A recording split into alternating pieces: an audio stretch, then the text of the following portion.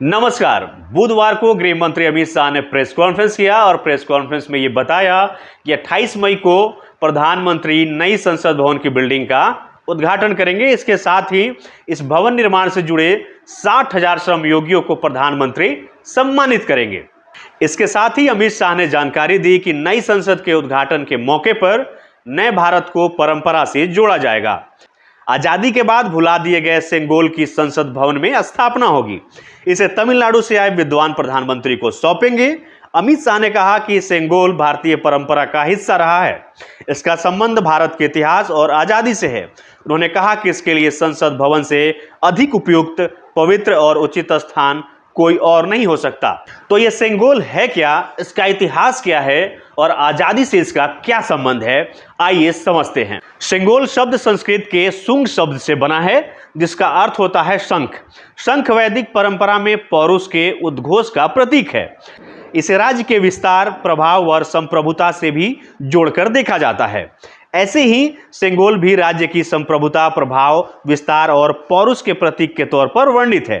परंपरा में सेंगोल को राजदंड कहा जाता है। इसे राजपुरोहित राजा को देते थे। वैदिक परंपरा में दो तरह के सत्ता के प्रतीक हैं, राज सत्ता के लिए राजदंड और धर्म सत्ता के लिए धर्मदंड। राजदंड राजा के पास होता था और धर्मदंड पुरोहित के पास। इसके अलावा सेंगोल तमिल भाषा का शब्द है, जिसका अर्थ संपदा से संपन्न होता है। पुराने समय में यह राजा की शक्ति और सत्ता का प्रतीक माना जाता था। अब बात आती है सेंगोल के इतिहास पे। सेंगोल का इतिहास भारत में ईसा पूर्व तक जाता है। सबसे पहले इसका प्रयोग मौर्य साम्राज्य में सम्राट की शक्ति के प्रतीक के तौर पर किया जाता था।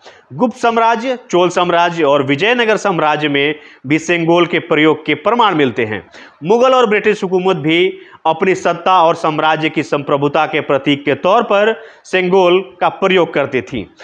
गृह मंत्री अमित शाह ने अपनी प्रेस कॉन्फ्रेंस में जानकारी देते हुए ये बताया कि आजादी के समय जब नेहरू से पूछा गया कि सत्ता हस्तांतरण के समय क्या आयोजन होने चाहिए, तब नेहरू ने अपने सहयोगी सी गोपालाचारी की सलाह पर तमिलनाडु से सेंगोल मंगाया था। 14 अगस्त की रात को अंग्रेजों ने प्रधानमंत्री नेहरू को सेंगोल सौंपकर ही सत्ता का हस्तांतरण किया था। अब सवाल यह है कि अंग्रेजों ने नेहरू को यह सेंगोल सौंपा था, तो आजादी के बाद यह सेंगोल आखिर अब तक था कहां? भारत की आजादी के बाद सेंगोल का प्रयोग नहीं किया जाता था। इसे ऐतिहासिक धरोहर मानते हुए इलाहाबाद संग्रहालय में रख दिया गया था। गृह मंत्री अमित शाह ने प्रेस कॉन्फ्रेंस में कहा कि इस पवित्र सेंगोल को किसी संग्रहालय में रखना अनुचित है। उन्होंने सवाल उठाया कि आजादी के बाद अब तक सेंगोल भारतीयों के सामने क्यों नहीं आया। सेंगोल को शाह ने अंग्रेजों से भारतीयों के हाथों सत्ता आने का प्रतीक कहा और बताया कि पीएम मोदी को जब इस परंपरा की जानकारी मिली तो गहन चर्चा और विमर्श के बाद उन्होंने सेंगोल को संसद में स्थापित करने का फैसला ले लिया। 96 साल के तमिल विद्वान जो 1947 में उपस्थित थे, नए संसद में सेंगोल की स्थापना के समय मौजूद रहेंगे। तो सेंगोल से जुड़ी हुई तमाम जानकारियां हमने आपको इस वीडियो में दी। अगर आपको ये वीडियो अच्छा लगा हो तो आप इस वीडियो को लाइक करिए, ज़्यादा से ज़्यादा शेयर करिए और इस चैनल को सब्सक्राइब करिए। धन्यवाद।